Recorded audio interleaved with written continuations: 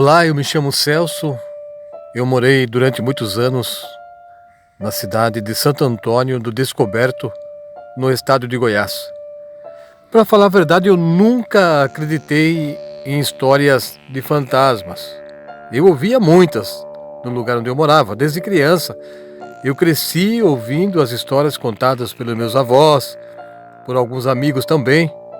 Eles falavam de Saci Pererê, de mula sem cabeça, alma penada, mas aquilo nunca me deixou assustado. Mesmo sendo criança, eu nunca me deixei ser envolvido pelo medo. Enquanto os meus irmãos, um mais novo e outro mais velho, eles tinham muito medo. Eles tinham um respeito muito grande por essas coisas e eles não brincavam com isso. Quando algum adulto começava a falar alguma história assim, eles acabavam saindo de perto para não ouvi-la. E eu permanecia firme ali, escutando, queria ouvir mais e mais, e até dava risada. E alguns tios meus que falavam algumas histórias sempre falavam para mim: você vai ver, um dia você vai encontrar alguma coisa assim, você vai encontrar algum espírito, e você vai ver só, se você vai dar risada. Nunca mais você vai querer ouvir falar sobre alma penada. Nunca mais você vai duvidar dessas coisas.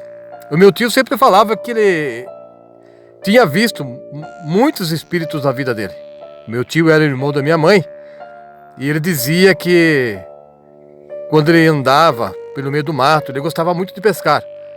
Ele sempre via vultos caminhando ao redor dos rios, de lagoas, no meio do mato também. Às vezes ele precisava se esconder atrás de arbustos ou atrás de tronco de árvores, até que aquele espírito horrível passasse pelo mesmo caminho pelo qual ele estava seguindo. Ele ficava escondido até que o espírito passasse por ele e depois ele seguia novamente pela trilha até chegar na casa onde ele morava. Mas eu não acreditava nisso não, eu achava que era tudo invenção da cabeça dele para querer assustar as crianças. E então eu brincava, falava que ele estava contando histórias somente para deixar as pessoas assustadas. Eu falava: você não tem o que falar, você fica inventando histórias. Uma vez ele tentou até bater em mim, saiu correndo atrás de mim. Eu fugi rápido dele, porque ele ficou muito bravo por eu estar duvidando das histórias que ele estava contando. O tempo foi passando e eu cresci. E teve uma semana que eu achei muito estranho. Durante 3 noites seguidas, eu sonhei que alguma coisa me convidou para entrar numa trilha lá perto de onde eu morava. Eu segui aquela coisa, eu não sabia o que era. Parecia que era uma pessoa e ao mesmo tempo não era. No sonho eu não conseguia ver o que era. Mas eu acabei seguindo, porque na minha cabeça era algum conhecido que queria me mostrar alguma coisa lá no meio da mata. E eu seguia com aquela coisa com a qual eu estava sonhando, e depois eu não conseguia sair lá do meio do mato. Eu ficava perdido lá naquele lugar. Quanto mais eu andava para poder me afastar daquele lugar, parece que mais eu me perdia, me enfiava no meio daquele mato e não conseguia sair de jeito nenhum de onde eu estava. Como eu disse, eu sonhei durante 3 noites seguidas. Eu comecei a ficar incomodado com aquele sonho. Daí eu procurei a minha mãe e falei para ela sobre o que eu estava avistando durante o meu sono. E a minha mãe olhou bem séria para mim e disse: Celso, você precisa perguntar para a pessoa o que ela está querendo. Talvez ela queira alguma ajuda, talvez ela queira que você faça alguma oferenda, ou então ele está querendo te mostrar alguma coisa.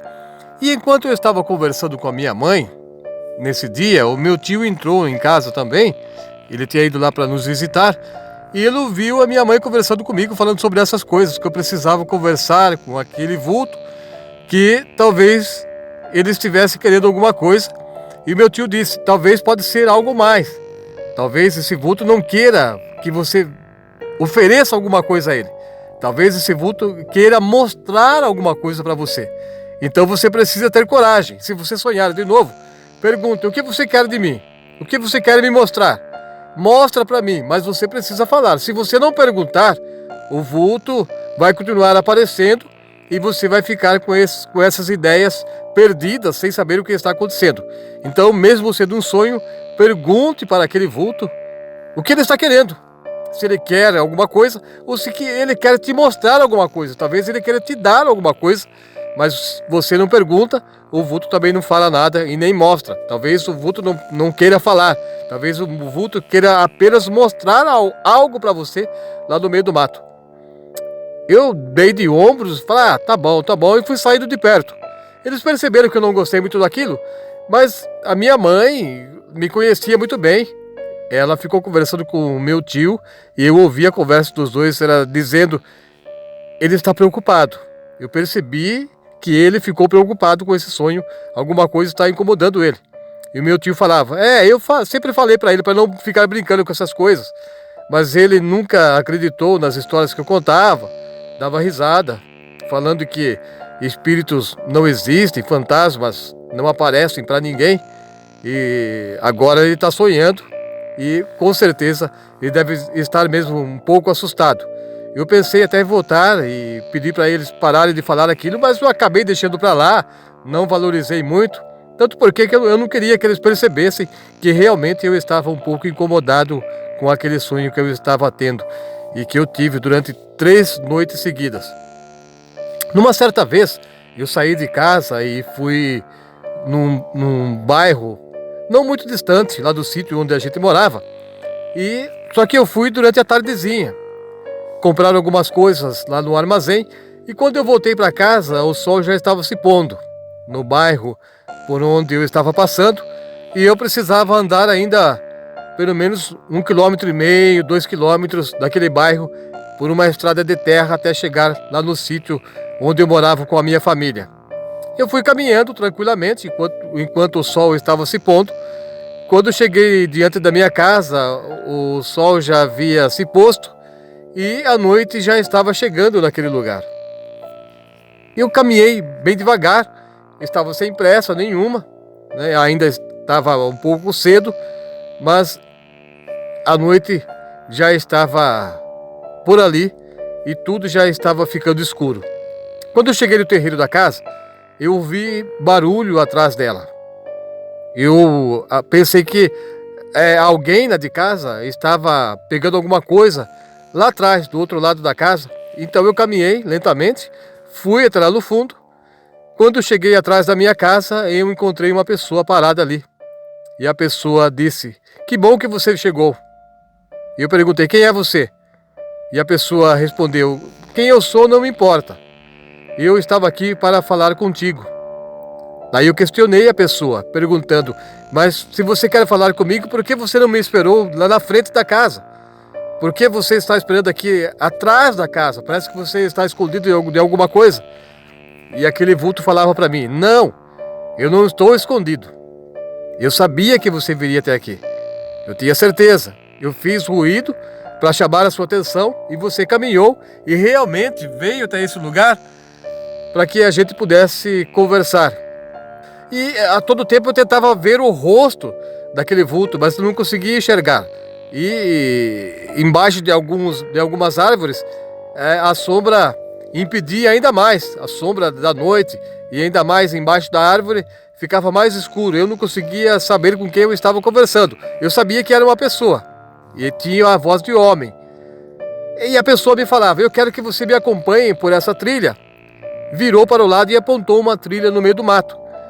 E quando chegar lá na frente eu preciso te mostrar alguma coisa. É algo do seu interesse. Então eu perguntei: mas o que é? Eu não vou entrar com você nessa trilha agora à noite, sem saber quem é você, não te conheço, e sem saber o que você pretende fazer comigo, lá no meio desse mato. E o vulto falou: você precisa ir comigo. Eu vim aqui para te buscar e você vai entrar comigo nessa trilha, por bem ou por mal. Quando o vulto falou por bem ou por mal, eu fiquei assustado, meu cabelo arrepiou. Eu tentei correr, eu fiz um movimento rápido, tentando virar o corpo e voltar para frente da casa. Aquele vulto segurou meu braço. Eu gritei naquele momento, gritei por socorro e eu acho que eu escorreguei e caí. E no momento que eu caí, eu quebrei 1 litro de vinho que eu tinha comprado lá no armazém. E aquele litro quebrado fez barulho, chamou a atenção dos cachorros. E os cachorros vieram correndo lá do outro lado da casa e começaram a latir ali no fundo, perto de mim. Aquele vulto olhou para mim assim com tanto ódio e eu via os olhos dele ficando vermelhos. E parece que o cabelo, o corpo todo começou a pegar fogo. Virou uma bola de fogo perto de mim. Eu estava apavorado. Eu comecei a me arrastar no chão para sair o mais rápido possível dali. Os cachorros chegaram latindo e se assustaram também com aquela bola de fogo e saíram gritando dali de perto. Enquanto eu me arrastava para sair o mais rápido possível daquele lugar também, porque parece que aquela bola de fogo queria me queimar. Enquanto eu estava me arrastando e os cachorros saíram gritando, a minha mãe e os meus 2 irmãos vieram correndo. O meu pai ainda não tinha chegado do serviço. Eles vieram correndo perguntando: Celso, o que aconteceu? O que aconteceu? E eu gritava: sai daqui, vocês vão se queimar, tem uma bola de fogo aqui atrás de casa. Não venham aqui, não venham aqui. Mas mesmo assim, a minha mãe pegou um pedaço de bambu, veio correndo e começou a bater naquela bola de fogo. A bola de fogo começou a rodear a minha mãe, rodeava eu também. Os meus irmãos saíram correndo e logo aquela bola de fogo entrou rapidamente pela trilha, por onde queria que eu a seguisse, e desapareceu no meio do mato. Então fiquei em pé, eu tremia dos pés até a cabeça. Eu estava apavorado. A minha mãe me segurou pelo braço e disse: Celso, vamos entrar. Isso não é nada bom, Deve ser o demônio que está por aí. Esse negócio só pode ser o boitatá ou é o próprio demônio que estava aqui atrás para te dar um susto, queria te pregar uma peça. Daquele dia em diante, eu nunca mais duvidei das histórias de assombração e que existem realmente forças ocultas que a gente não consegue compreender. Tá certo que eu tinha tomado uns goles de cachaça lá no bar onde eu fui, mas a minha mãe também viu. Ela saiu com um pedaço de taquara, aquele bambu que ela pegou lá do varal, e veio correndo e começou a bater naquela bola de fogo. Então eu não vi sozinho, a minha mãe também viu aquele negócio girando ao nosso redor, queimando os lugares onde passava. Algumas folhas do chão e capim ficaram sapecados pelo calor que aquela bola de fogo soltava. Graças a Deus que nem eu, nem a minha mãe, nem mesmo os cachorros foram pegos por aquele negócio. E nunca mais eu vi. Desapareceu no meio do mato e nunca mais voltou. Mas também, para falar a verdade, eu nunca mais duvidei desse tipo de coisa e dessas histórias que as pessoas contavam.